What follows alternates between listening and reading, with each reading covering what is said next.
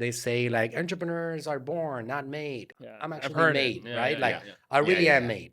Yep. And I'm a good entrepreneur and Yeah. I'm a good leader and I got a lot of people that follow me. And when I put my attention on something, we actually do big things always.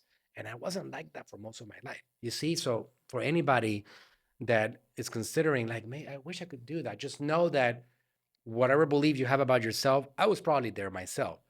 So for me, the moment that changed everything was not a desire to make money, was a desire to stay alive. 2009, the economy collapsed in the USA. I was given a mortgage that I didn't qualify for. Oh, I was wow. given a mortgage for a $200,000 home Mm-hmm. when I was making $600 a week, and it was two mortgages, right? Like that were equal to $2,000 a month. Mm. If you do the math, right? I'm making $2,400 a month minus taxes. You know, maybe my wife makes another 2 G's. It didn't add up. The economy collapses. Um, I don't have any other skills, and I go to my job, and it's payday, so I'm like, good, got payday. I'm living paycheck to paycheck, 100%. Whatever I make, I take it, mortgage, right? Hey, diapers, mortgage, right? And so I go in, and they give me the check. Here's your pay. It was cut in half, and it was treated like contractor pay because I was working. I'm not getting into that story, but I was working as a contractor on that one. But they couldn't really pay anymore. They couldn't because the economy had. They said it's that's it. We're dry. So I went back to my wife and I said they couldn't pay me this week. They paid me half of it. What are we gonna do? And I had like $1,000 in the account, and I had to pay a $2,000 mortgage. So that was the beginning of it because I went down the bankruptcy path. Mm-hmm. We're like, okay, it's over. 2010 declared bankruptcy. So this is like 15 years ago. For me, the moment was already I'm a sane person. I'm not into drugs. I'm not a criminal anymore. Okay, so now what? I got 3 little kids. One of them was just born right, that year because they were born 2006, 2008, 2010. Yeah. So I'm broke. Okay, the economy has collapsed. You guys are too young to remember this. Yeah. Because you were probably like 20 years old when this whole thing was happening, right? Or even less. It was less. Was it 17? Like 7. You weren't feeling it. You weren't feeling it. I remember looking out and being like, I don't get it. Something's happening. I don't know Something's what. happening, right? Yeah. Well, it was very dark. Yeah. And it's you when you go for something like this, you never forget it, right? Because it's like I'm looking at my kids and I'm like, I gotta do something about these little ones. This is rough. I don't have any money. I have to get out of this house. They're gonna get me out of this house in 2 or 3 months.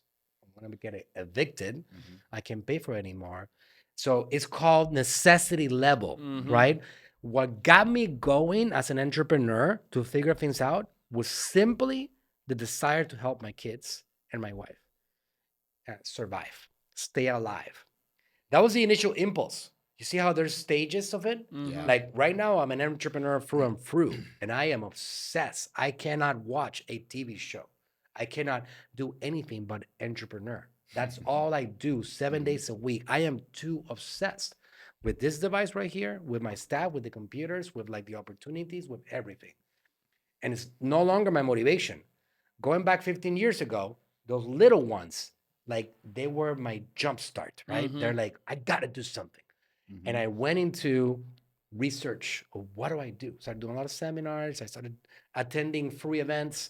There was like, I don't know. I remember like going into a Tampa event that was like the Robert Kiyosaki. This is the era of like the cash flow Quadrant. the quadrant, right? This is the era of like that. And we're doing all these seminars and events. And I was there like hungry. Yeah. I was hungry. I'm not going to tell you the list of things that I tried before I actually got something that worked. And you know what that thing was? You're probably going to know what that was.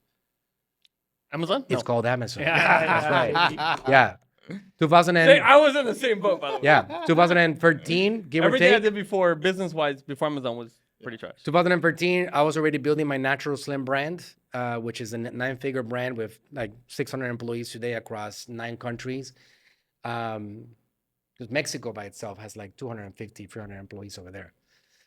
But I was already building that brand, but I wasn't really running it. My wife was running it. And we founded it in the USA. And then I looked at her and I said, there seems to be an opportunity here with this thing called Amazon.